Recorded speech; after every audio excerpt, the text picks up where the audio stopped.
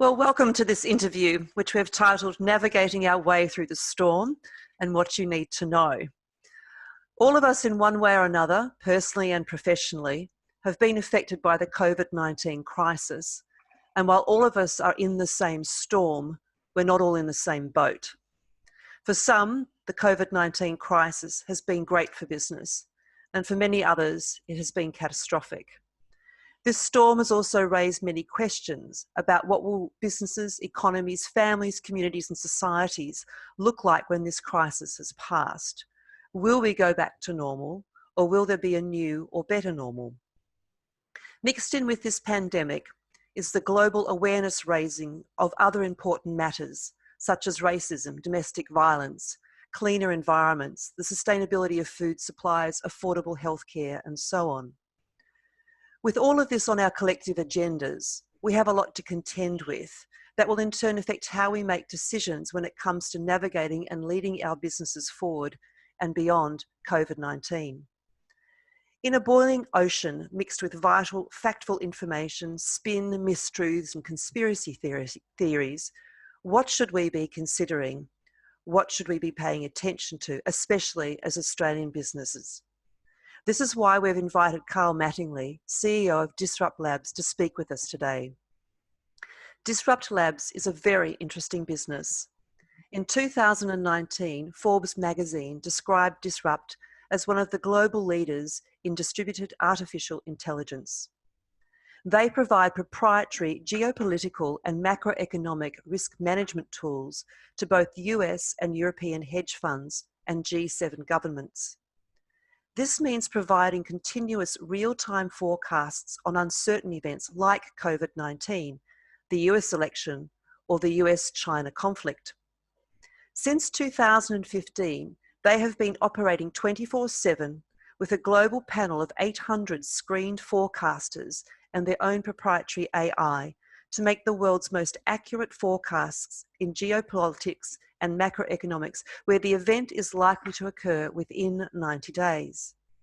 Karl says for those requiring reliable forecasts out past 90 days, they should approach an astrologer or toss a coin. Karl, welcome to Navigating Our Way Through the Storm. It's lovely to have you here. Thanks, Sue. I have a series of questions I'd love to ask you, so let's get stuck into it straight away. And my first one being to you, no pressure.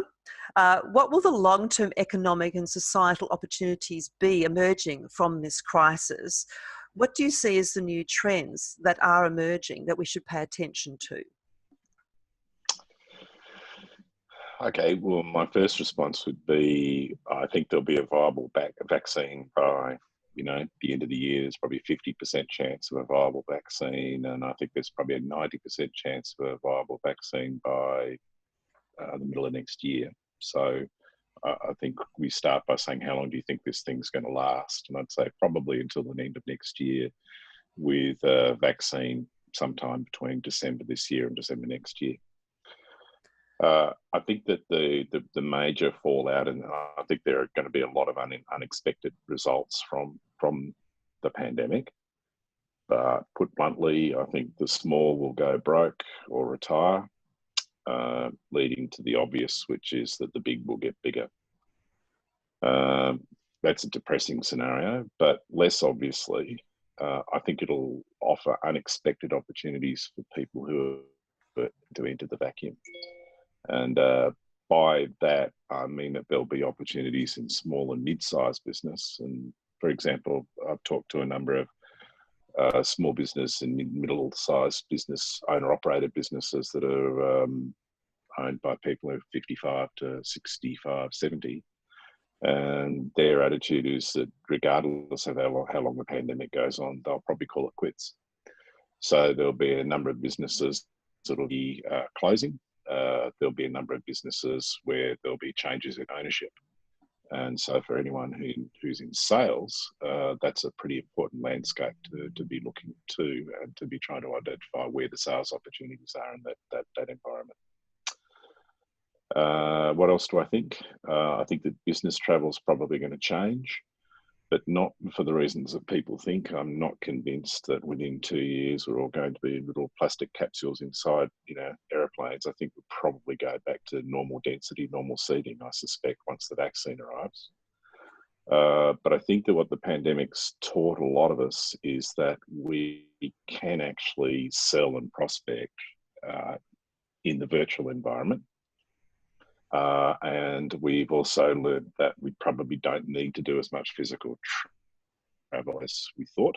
And of course, physical travel is expensive. So I think there's going to be quite a lot of changes to the way in which we sell and the way in which we manage clients coming out of this.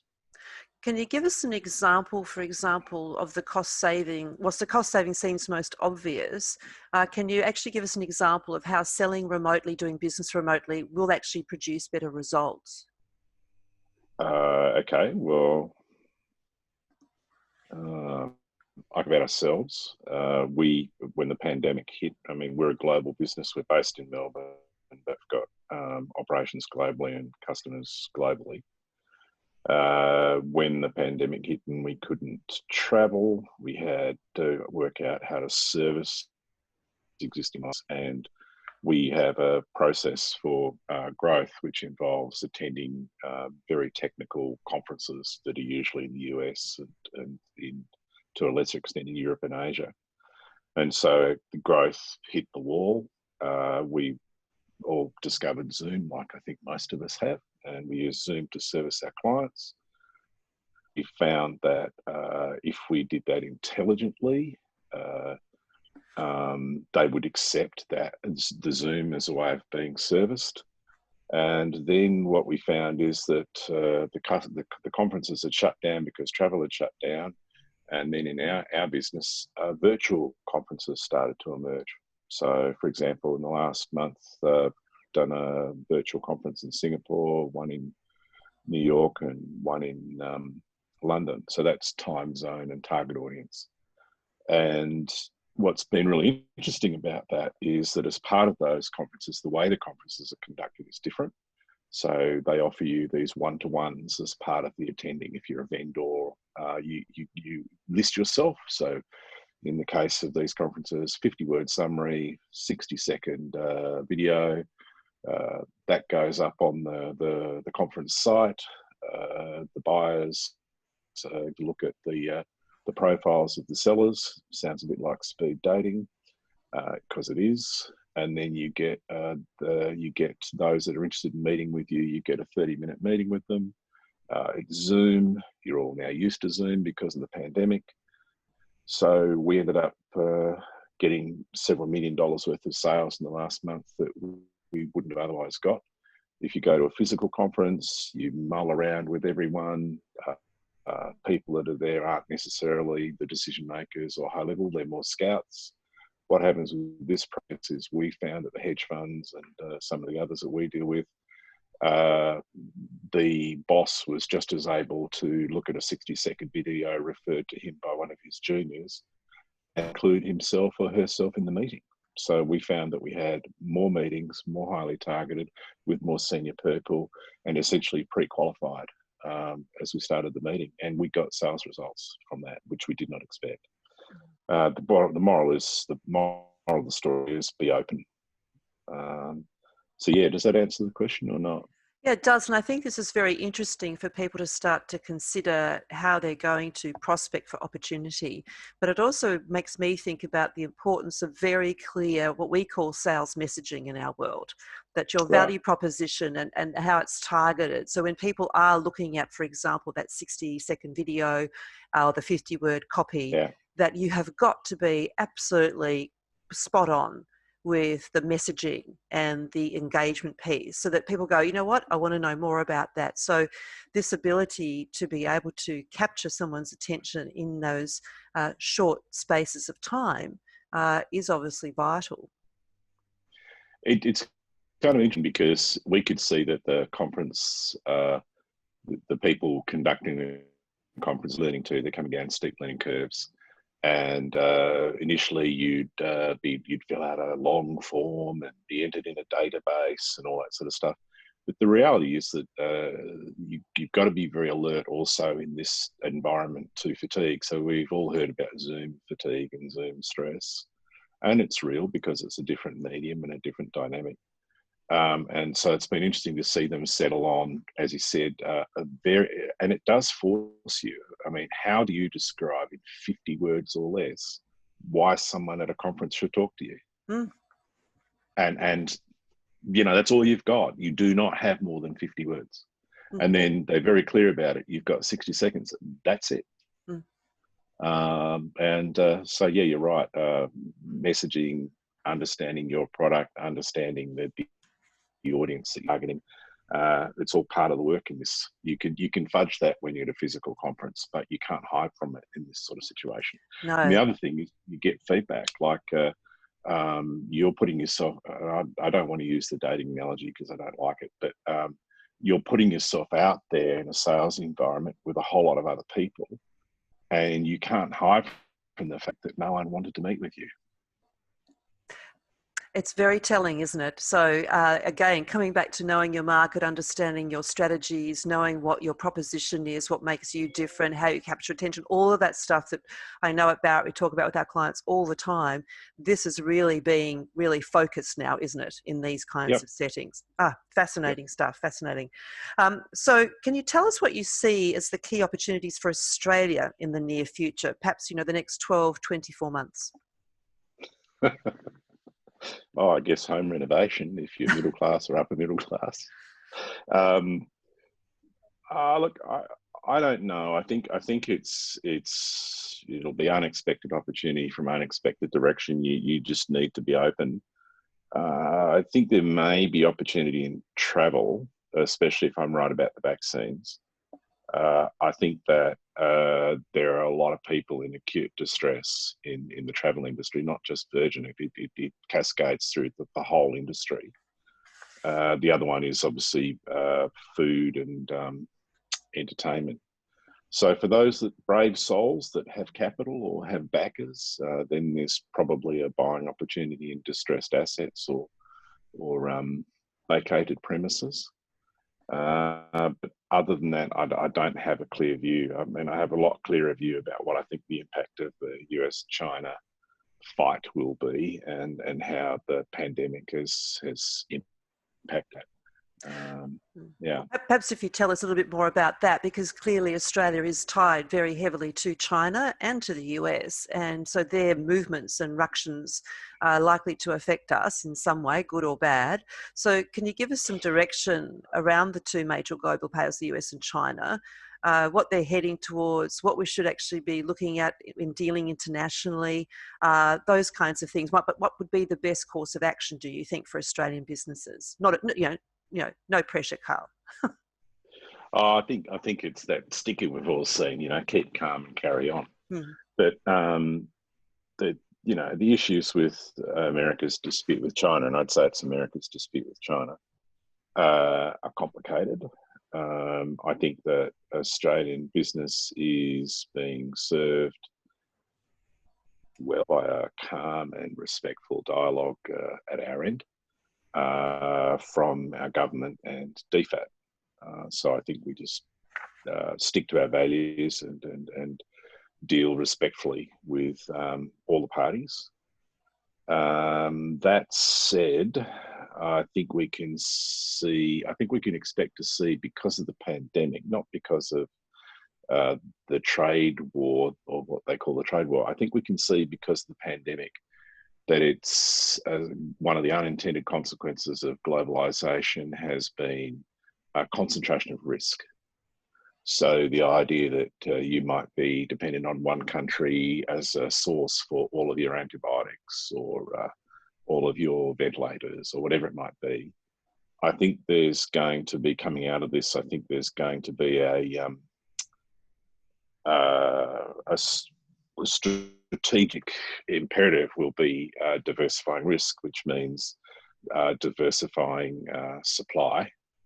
And I think that means you're going to see that a lot of capacity that probably would have been put in China to meet increasing global demand will actually be built out in places like Vietnam and India. so that you'll see a diversification there. For a lot of Australian companies, that diversification, I want to be clear about this, it's not leaving China, it's rebalancing the global supply chain. That's what's really going on here. And also, it's not the end of globalization. So people that told you that, oh, you know, there's going to be great opportunities because we're going to be, you know, growing, I don't know, we're going to be prawn farming in Alice Springs because we're bringing everything onshore. No, you won't be. It still makes sense to do prawn farming, but you might not do it in China. You might do it in Vietnam and in China so that you diversify risk. There will be opportunities for Australian businesses strategically where the onshore, the decision is to onshore. Again, as a result of the pandemic risk, not the supposed decoupling of the US and China. So I think there'll be opportunities in onshoring, and I think there'll be opportunities for those that are equipped for it to facilitate the diversification of the global supply chain, predominantly in Asia and South Asia. That's a mouthful. I don't know, Sue, probably talked for too long there. Does that make sense or not? It does make sense, absolutely. Can you tell us anything about, I mean, you know, with the US elections coming up, of course, you know, a lot of people are fixated on this and it does capture our attention and keep us focused. So anything there that you think might affect those relationships between China and US? Okay. I think it's obvious to all of us that if Trump is re-elected, then you can expect to see a new level of aggression in the trade war and in the progress towards decoupling, which even in the US case will be what they call nearshoring. So you don't bring it back to the US because it doesn't make sense. So you probably bring it to Mexico. So that's called nearshoring, or you bring it to Vietnam. That's actually called nearshoring. So I think that'll happen if Trump is re-elected. If Biden or, you know, whoever might replace Biden, if he doesn't go the distance, if Biden's elected, the balance of probability is he'll take the trifecta. So he'll get control of the presidency, the Congress, and the Senate. And a lot of people would think that things will go back to normal. I don't think they will. I think that even Biden's administration can see that the relationship with China will need to change. So I think you'll still see the rebalancing of the global supply chain for pandemic reasons, and in the case of the US, maybe also for strategic reasons. Okay, interesting. So in terms of, do you think there will be a second wave in Australia in relation to COVID? And if so, what effect will it have on our businesses and economy here? I don't think there'll be a second wave here because Australia, New Zealand, the societies have behaved in they've done well, like Korea and a number of other countries. I think the same's not the case for, you know, Brazil. You've read the press, Brazil, but also not necessarily the case for the United States. So I think that you could see in the case of the US, in the case of Brazil, the first wave will be much more brutal than people expect, and it already has been. In the case of the United States, I don't think they've realised how serious the second wave is likely to be. So yeah, that's the interesting thing to watch in the balance of the year. But I think Australia, I think it's under control. The state governments have done a really good job in tracking and eliminating the localised outbreaks. So I think we should be fine. Mm. In terms of industries, who do you think will benefit most from the shifts and changes post the crisis here in Australia? Virtual conferences. Virtual selling, perhaps, and virtual conferences, yeah. No, in all seriousness, I think that the whole process of prospecting, selling and servicing, I think will be affected dramatically by this. That's going to be one of the enduring changes. You know, you've seen in the press, companies like Microsoft are saying that the effect of the pandemic has been to pull forward the uptake of remote tools by anywhere from 3 to 10 years. So it's all been collapsed into the next 18 months. So I think, yeah, the way we work and the way we sell is going to change. And as I said before, that brings uncharted opportunities if you're prepared to be open. Yep, absolutely. So what will be better post-COVID-19? Will there be a better normal? No, look, I don't think so. I think that what you're seeing with George Floyd, have I got the name right? Yep. George Floyd, yep. I think what you're seeing with the reaction to George Floyd's murder, and any of us that have seen the 9-minute video would have to say it looks like a murder. I think that the reaction that we've seen from that has been quite surprising, in the sense that it's a multiracial, multicultural group that's protesting across the world, and it's also across all ages. I think that plus COVID-19 has probably let the genie out of the bottle in the sense of under 35s and racial minorities, or not even minorities, just racial diversity. So I think if we can see that flow through into the political process where we see younger people and multicultural involvement in the authentic political process globally, and we see more people like AOC, then I think you can be very optimistic about the future. It won't be easy, but I think you can be very optimistic about the future. Yes, it's like it's woken everyone up to their involvement in the common good and how they can actually be a part of that and affect change. Well, I think it's also highlighted, as the murder did, the inequality of opportunity, the inequality of wealth distribution. And I think it's highlighted that it's pretty hard to hide in the age of social media. It's highlighted the fact that poorer people, like the working class and the middle class and the underclass in various societies, are carrying a much larger proportion of the burden than the elites. And it's pretty hard to hide that. And so the question is whether or not that leads to sustained political activism, in which case you're essentially going to see a negotiation effectively between the elites and the middle class and the working class and the underclasses in these various societies. So that's the sort of thing we're watching very, very closely, because it has interesting implications for business risk and the value of financial assets. Absolutely. So finally, what can we do to help us stay in business and navigate our way, during and beyond COVID-19? To stay in business, okay.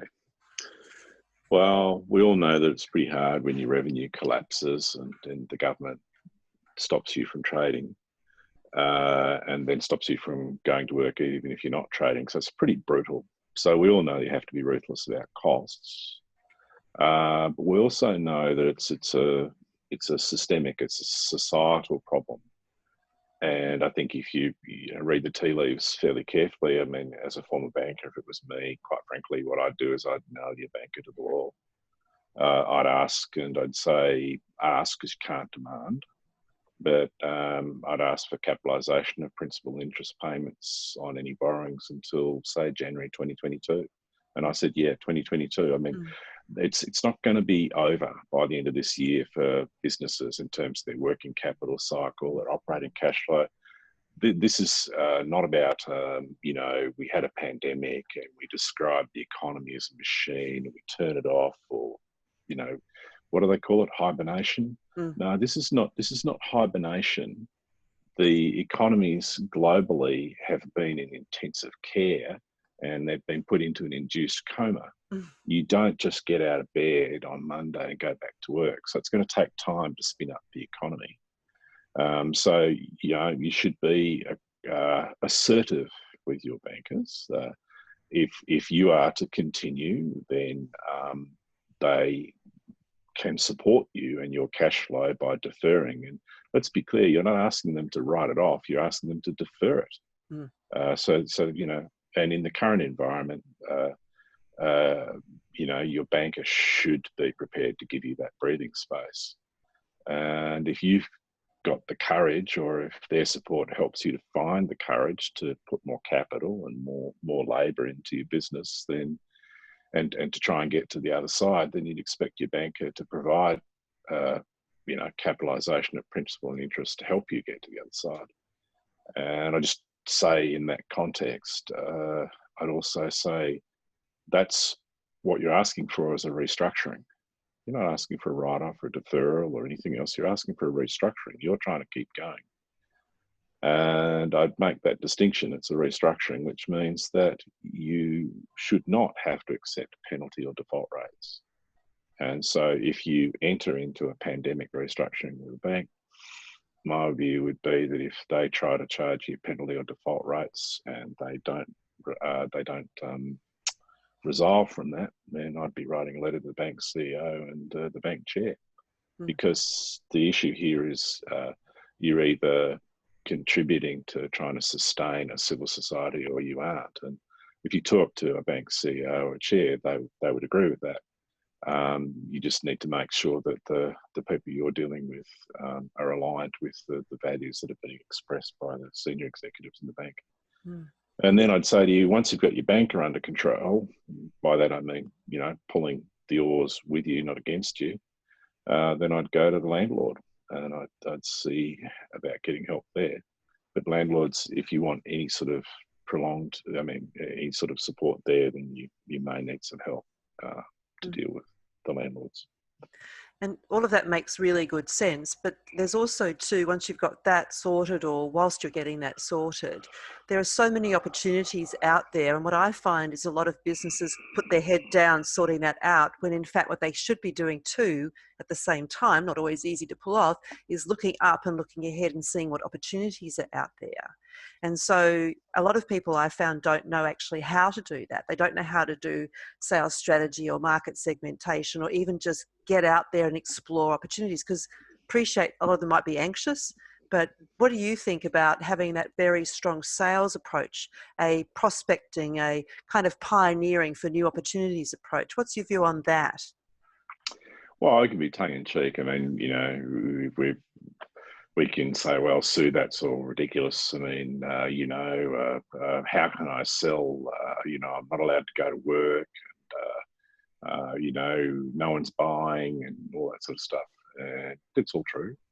And I'd say, yeah, actually, no. I'd say you need to be open to opportunity. You need to be constantly scanning for opportunity. You need to be getting ready.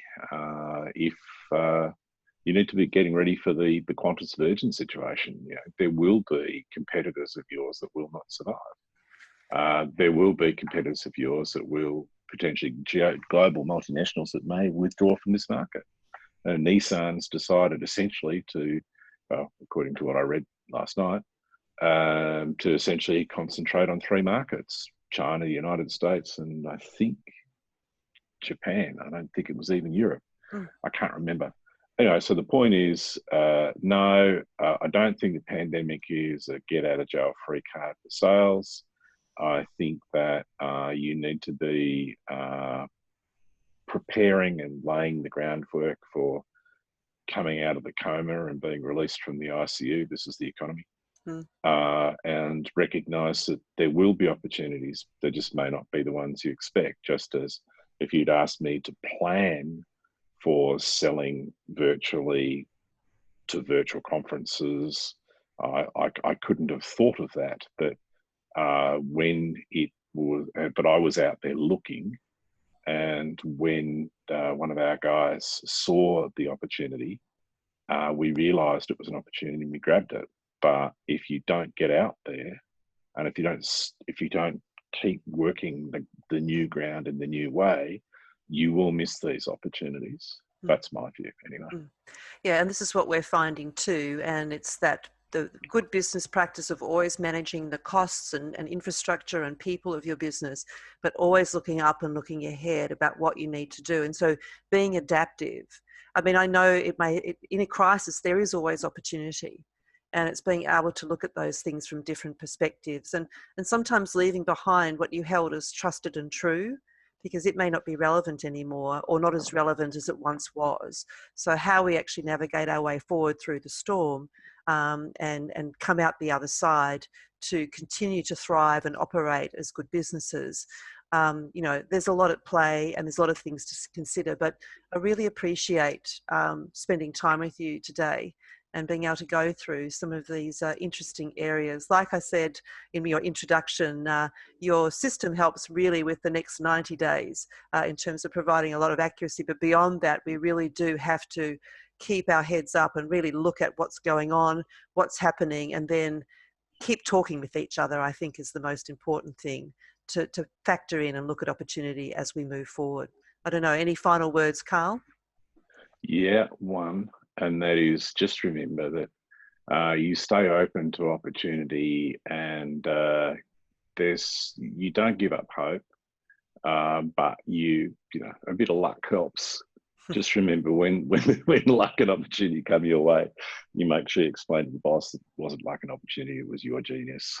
Yes. Okay. Well, we'll tuck that one away there. But it's brilliant. Thank you so much for your time today. It's been brilliant as always, and we look forward to perhaps touching base in several months' time, or maybe, I don't know, 90 days' time to see what actually happened then. Have a good day, and thank you everyone for listening. And we'll keep you abreast of what's happening down the track. Take care.